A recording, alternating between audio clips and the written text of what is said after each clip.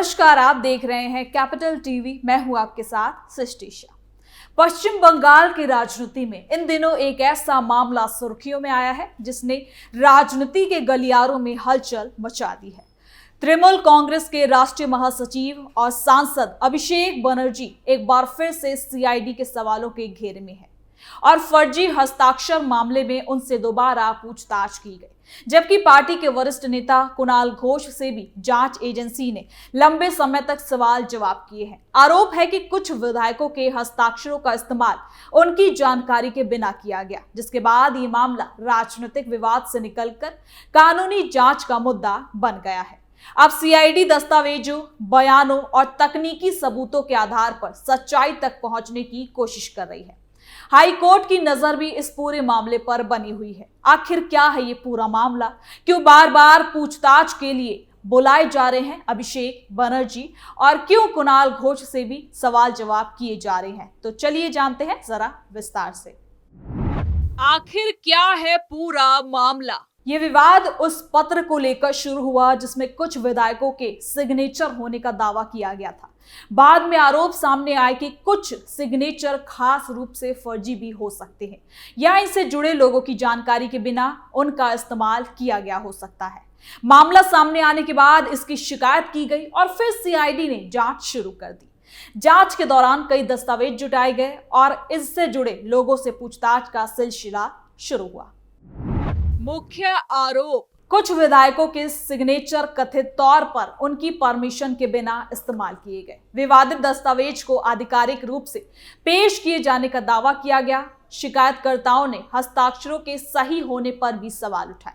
साथ ही मामले को लोकतांत्रिक प्रक्रिया से जुड़ा गंभीर मुद्दा बताया गया। अभिषेक बनर्जी को दूसरी बार क्यों बुलाया गया? आपको बता दें कि सीआईडी ने इससे पहले भी अभिषेक बनर्जी से कई घंटों तक पूछताछ की थी।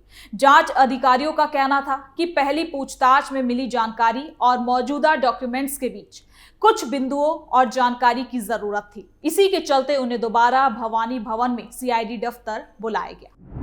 जांच एजेंसी क्या जानना चाहती है? अब सीआईडी खास तौर पर इन सवालों के जवाब तलाश रही है। पहला, विवादित पत्र कैसे तैयार हुआ?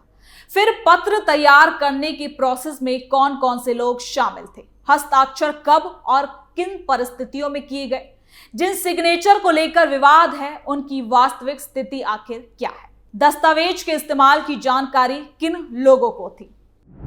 भवानी भवन में क्या हुआ? आगे आपको बता दें कि रविवार को अभिषेक बनर्जी तय समय पर कोलकाता के भवानी भवन पहुंचे।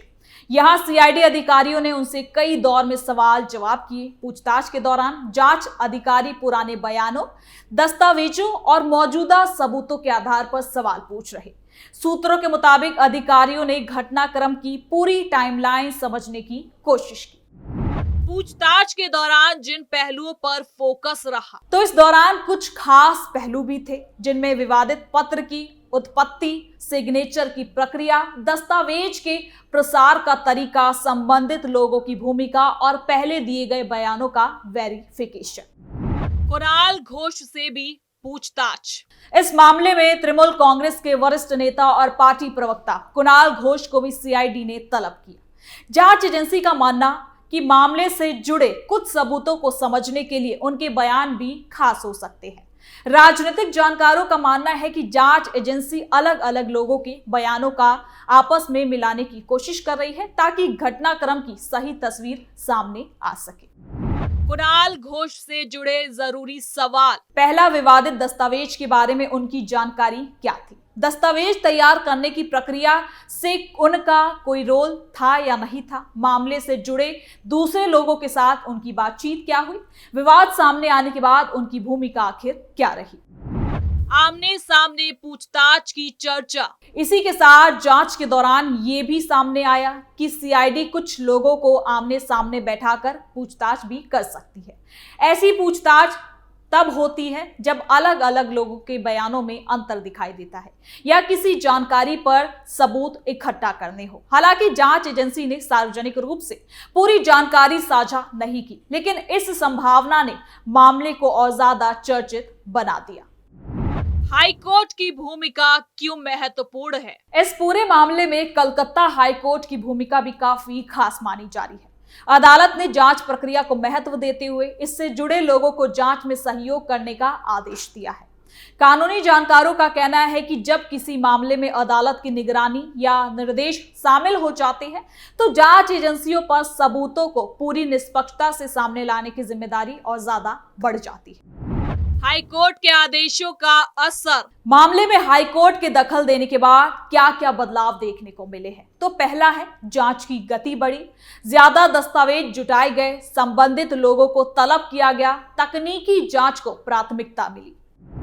फर्जी हस्ताक्षर मामले में तकनीकी जांच कैसे होती है? ऐसे मामलों में केवल बयान ही खास नहीं होते, बल्कि वैज्ञानिक और तकनीकी जांच भी काफी खास हो जाती है।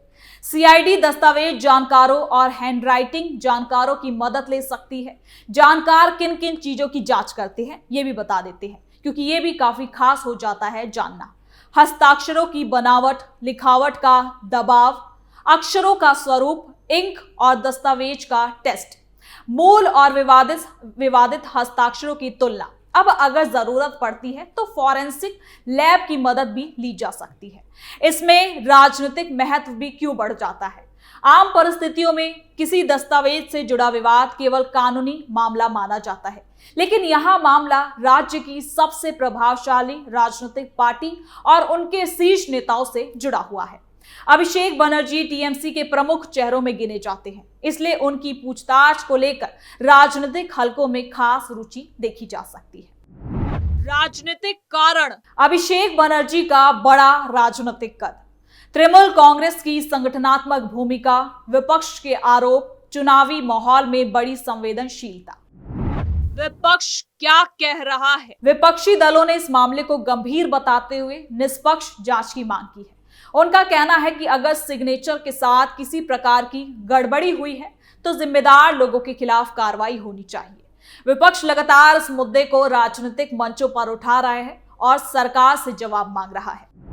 विपक्ष के प्रमुख आरोप। मामले की पूरी सच्चाई सामने लाई जाए, दोषियों की पहचान हो, जांच निष्पक्ष तरीके से हो, किसी को राजनीतिक संरक्षण ना मिले। टीएमसी का क्या कहना है, तो वहीं दूसरी ओर टीएमसी का क्या कहना है कि पार्टी का कोई भी नेता जांच से भाग नहीं रहा है। पार्टी का कहना है कि कानून अपना काम कर रहा है और सभी लोग जांच एजेंसी के सामने सहयोग कर रहे हैं। टीएमसी का यह भी कहना है कि जांच पूरी होने से पहले किसी निष्कर्ष पर पहुंचना उचित नहीं होगा। पार्टी का रुख। जांच में पूरा सहयोग, कानूनी प्रक्रिया का सामना, जल्दबाजी में निष्कर्ष का विरोध, सबूतों के सामने आने का इंतजार। ऐसे में जनता की दिलचस्पी और ज्यादा बढ़ी हुई है। ये मामला केवल राजनीतिक नहीं रह गया। जब किसी दस्तावेज की प्रामाणिकता और जनप्रतिनिधियों के हस्ताक्षरों पर सवाल उठते हैं तो लोगों की दिलचस्पी स्वाभाविक रूप से भी बढ़ जाती है।